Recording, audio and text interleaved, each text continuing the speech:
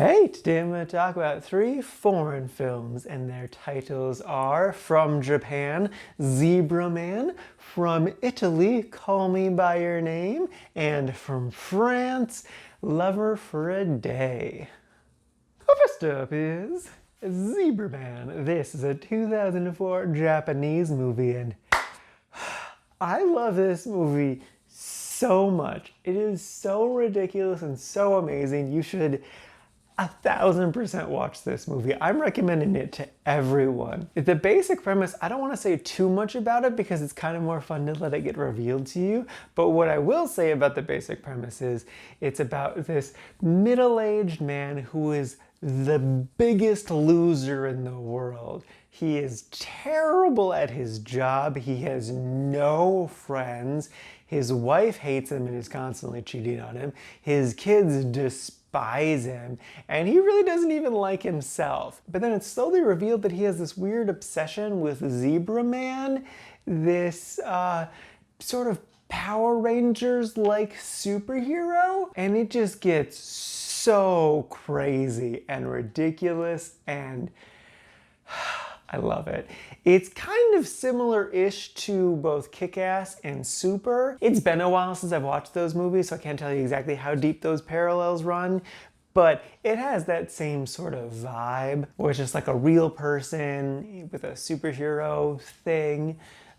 But it goes in a direction that those 2 movies do not, and I love it. You should definitely watch it if you liked Power Rangers as a kid, or really just any of those kind of ridiculous Japanese-based shows.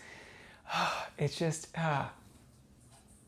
it's so much fun and so great. You are in for a good time, trust me. Also, there's a sequel. I haven't watched it yet, but I definitely want to. But yeah, I love this movie. I don't know if I've said this yet, but you should definitely watch it. That was a joke. I've said it so many times. Please watch this movie. It is, I love it. I love it. I love it.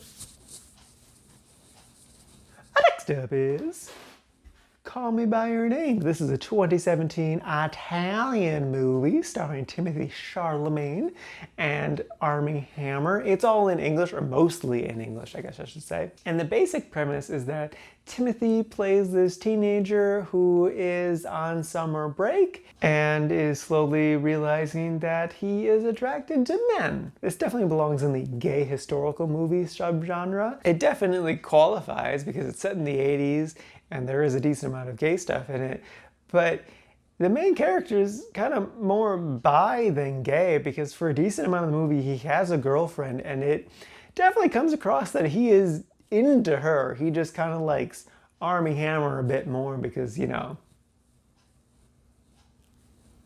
I get that. But I would kind of say this movie is more so about like nostalgia and just like summer vacation and just loving the freedom of being a kid and just being able to just lay by the pool wearing just your swimsuit and reading books all summer and just like soaking in that sun and just aimlessly wandering through life and the joy of that.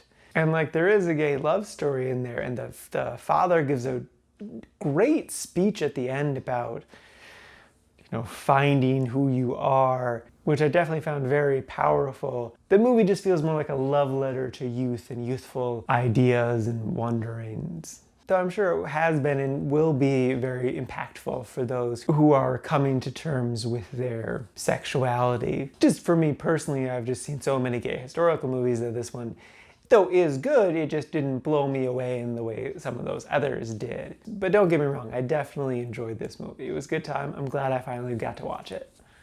And lastly is Lover for a Day. This is a 2017 French movie. I would describe the basic premise as a girl gets dumped by her live-in boyfriend, so she moves back in with her dad and then is just dealing with all of her complex emotions. But the way everyone else describes it is a little bit different. They call attention to the fact that her dad is dating someone that's the same age as the daughter. But like the daughter never really makes a big deal out of it. It's just kind of a thing that's there. And like it's never really talked about that they're the same age, besides like once or twice near the beginning, then after that it's kind of just dropped. It's more just about everyone's relationships with each other, and age really isn't a big deal in it. Something that did really throw me off though is that the daughter and the girlfriend, if it was like a wide shot, kind of like what this is right here, like the camera's this far away from the actor, I could not tell the daughter and the girlfriend apart. Like they looked identical to me. If it was a close-up shot like this, then I could tell them apart. But otherwise, I was so lost several times because I'm just like, wait, now who just said that? Looking at this image from them for the movie, you can see what I'm saying. Like they look very similar. And then like for a big part of the movie, I wasn't entirely convinced that they cast two different actresses to play the daughter and the girlfriend.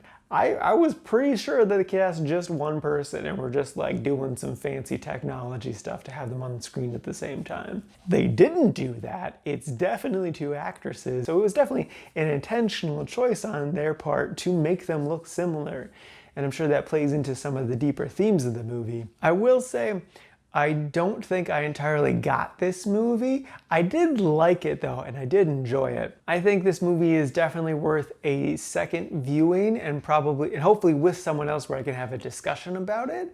And I think then I will appreciate and enjoy this movie more. But I did like it and enjoy it this first time through. I definitely thought it was acted very well, shot very well. It's a very beautiful movie. If you like French movies, it's definitely worth it. But if you're not really into that scene, it's probably not going to be your vibe. It's still good though. I still enjoyed it.